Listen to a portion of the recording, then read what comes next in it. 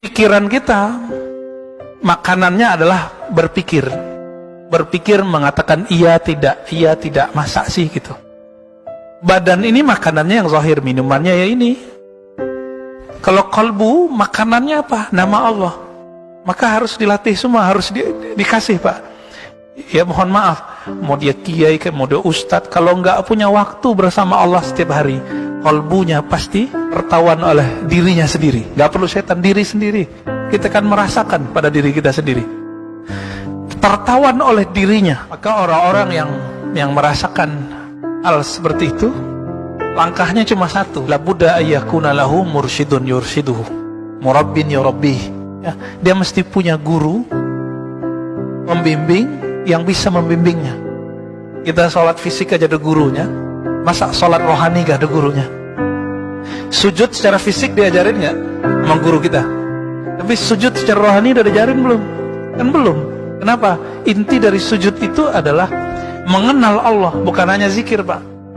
Nah inilah rahasianya ketika disebut kenapa kita kalau sujud ruku baca subhana rabbiyal azim atau subhana rabbiyal a'la atau subhanakallahumma wa bihamdika. Ternyata ketika Nabi naik ke arah sana, sebelum naik Nabi melewati langit pertama, langit kedua, ketiga, keempat sampai ketujuh. Apa kata beliau? Yang saya dengar malaikat, ada satu malaikat dia kalau berzikir subhanal aliyal a'la, subhana rabbiyal a'la, subhanak haitsu kunta, subhanaka haitsu kunta, subhanak. Isinya para malaikat itu subhanallah, subhanallah, subhanallah.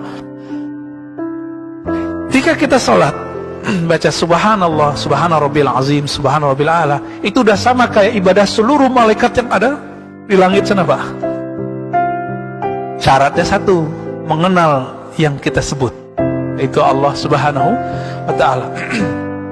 Malaikat itu dari awal dicipta bacaannya satu aja, subhana rabbil a'la wa bihamdi, subhana rabbil azim wa bihamdi. Apa? Jadi malaikat A subhana rabbil a'la, malaikat B subhana rabbil azim, malaikat ini subhana rabbil azim wa bihamdi. Semakin banyak zikirnya semakin mulia malaikat itu. Nanti akan semakin banyak sayapnya. Apa kata Rasulullah ketika aku naik, dalam hadis Imam Tabrani, hadisnya hasan, naik ke langit, Allah mi'rajkan, aku melihat ada seorang malaikat. Jika dia ingin menembus langit dan bumi sekejap, maka dia akan menembusnya. Jika dia ingin menutup langit dan bumi sekejap, dia akan menutupnya. Lalu aku berkata, zikir yang aku dengar darinya adalah subhanaka haitsu kunta. Apa terjemahannya itu? Maha suci, maha hebat engkau ya Allah, sehebat menurutmu, bukan menurutku. Inilah makna subhanallah. Allah maha suci, tak perlu kita sucikan. Maka kesuciannya Allah, karena dialah yang suci. Maksudnya dibolak-balik gitu ya. Allah itu suci bukan karena kita baca subhanallah gitu. Tanpa kita baca subhanallah, Allah sudah suci belum? Maka kalimat ini bukan untuk mensucikan Allah, tapi untuk menyatakan aku betul-betul meyakini ya Allah engkau maha suci. Itu maknanya. Jadi tolong diluruskan. Tasbih kita selama ini bukan kita sedang membersihkan Allah. Allah nggak butuh. Allah nggak butuh Pak. Yang perlu dibersihkan kalbu ini dengan nama Allah itu. Jadi mulailah sholat, lalu mengilmui apa yang dibaca dalam sholat. Nggak mesti menerjemah Pak. Kalau menerjemah nanti Bapak capek. Mengilmu yang dibaca ini yang kita sebut bermakrifat. Makrifat kan artinya berilmu, knowledge, berpengetahuan.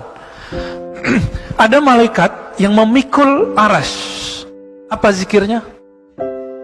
Allahu Akbar, subhanallah, alhamdulillah, la ilaha illallah. Nih malaikat pemikul aras. Itulah sebabnya Nabi SAW mengatakan, ya, ini kalimat diambil oleh Nabi dua. Subhanallah walhamdulillah, kalimatani khafifatani alal lisan. Sangat ringan dua kalimat ini bagi lisan, tapi habibatani ilar rahman. Tapi Allah yang maha rahman, yang menguasai aras, yang menguasai langit dan bumi, yang menguasai semua kalbu manusia, sangat mencintainya. Maka ciri-ciri orang yang dicintai Allah, buah bibirnya subhanallah, alhamdulillah, subhanallah, alhamdulillah. Mudah toh jadi